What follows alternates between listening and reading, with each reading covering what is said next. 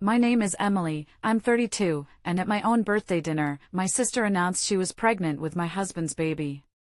Before I tell you how I revealed a single truth that shattered their entire world, let me know where you're watching from in the comments. They thought they were in control.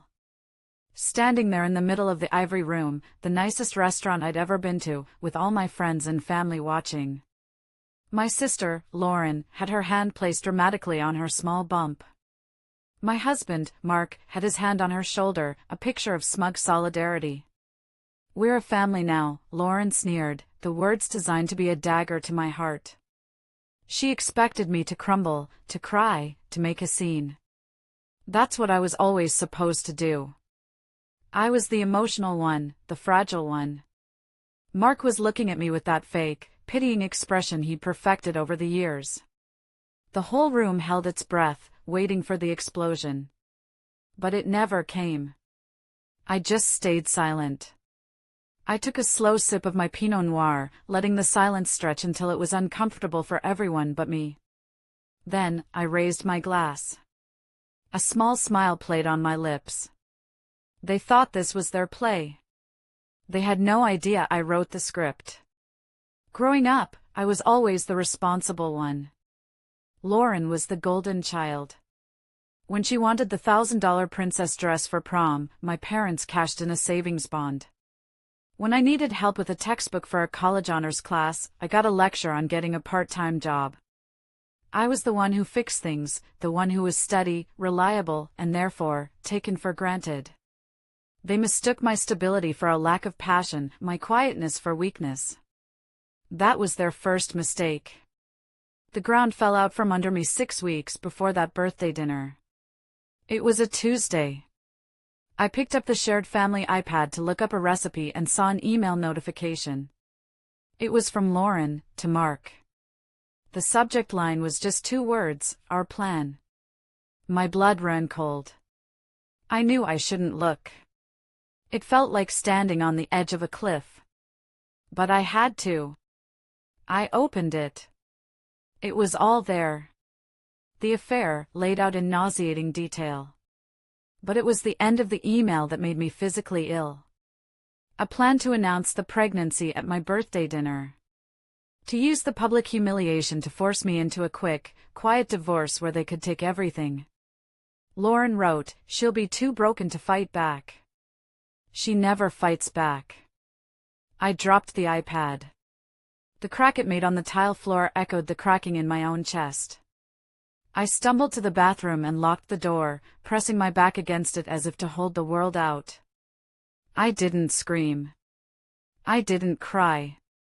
I just opened my mouth and let out the silent, ragged gasp as the life I thought I had evaporated in front of my eyes. That was the only moment of weakness I allowed myself. One silent scream. Then, the grief hardened into something cold and sharp.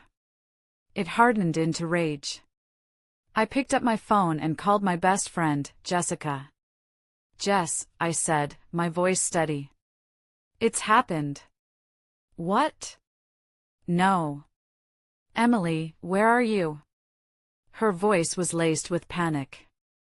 "At home," I said. "But I'm not going to cry. I'm going to burn it all down." My mind raced, connecting dots I hadn't even realized were there. The affair was a symptom. The disease was the lies. And the biggest lie of all had started over a year ago. We'd been trying for a baby for years. It was the one thing I wanted more than anything. Finally, after my endless pleading, Mark agreed to get tested. He went to a clinic, Northwood, by himself. He came home that night and put on the performance of a lifetime. He held me while I cried, stroking my hair, telling me it wasn't my fault. The doctor said, "It's not me, Em," he'd whispered, his voice thick with fake sympathy. He said I'm fine. It must be you. He let me carry that burden for a year. He let me believe I was broken. That was a cruelty I couldn't even process. But now, his lie was about to become his undoing. "Jess," I said over the phone a few days later, "I need the real results from Northwood Clinic. From a year ago. That's protected by HIPAA. It's a fortress, she said. Jessica was a paralegal, she knew the rules. I'm his wife, I said, my voice hard. There has to be a key to that fortress. There was. It took 2 weeks of phone calls, signed consent forms I found in his old files, and a bit of clever social engineering, but we got it. An email landed in my inbox with a PDF attachment. My hand was shaking so badly I could barely click the mouse. The report loaded. I scrolled past the medical jargon to the summary at the bottom. Patient exhibits zero sperm motility. Diagnosis, azoospermia. Sterile. The word just hung there on the screen. He wasn't just a cheater. He was a monster. The lie was so clean, so total, it made me wonder, what else was he lying about? That thought became an obsession. If he could lie about that, he could lie about anything. My mind went back to the day he'd supposedly paid for those expensive tests. It cost thousands, he'd said. Specialist consultations. I pulled up our joint bank statements from that month. There was no payment to Northwood Clinic. Not a dime. But there was a cash withdrawal. A big one. $20,000. My gut clenched. This wasn't just about an affair anymore. I hired a private investigator the next day. A quiet, older man who looked more like a librarian than a detective. I don't care if he's cheating, I told him, sliding a folder across his desk. I know he is. I need you to follow the money. Find out where that $20,000 went, and any other money that doesn't add up. He delivered 2 weeks later. It was worse than I could have imagined. The PI had traced the money to a shell account Mark had set up. From there, it was a steady stream of payments to Lauren. For her rent, her car, her designer bags. But the final piece was the kill shot. A single transfer of $200,000 from Mark's corporate expense account, embezzled money, to a title company. It was the down payment for a new house. A house that was now in my mother's name. It wasn't a betrayal. It was a conspiracy. My own husband, my own sister, and my own mother. And in my purse, I held the two things that would bring it all crashing down. His medical report, and the PI's financial report. And that brings us back to the dinner. The silence in the restaurant was deafening after Lauren's announcement. I stood up, holding my wine glass.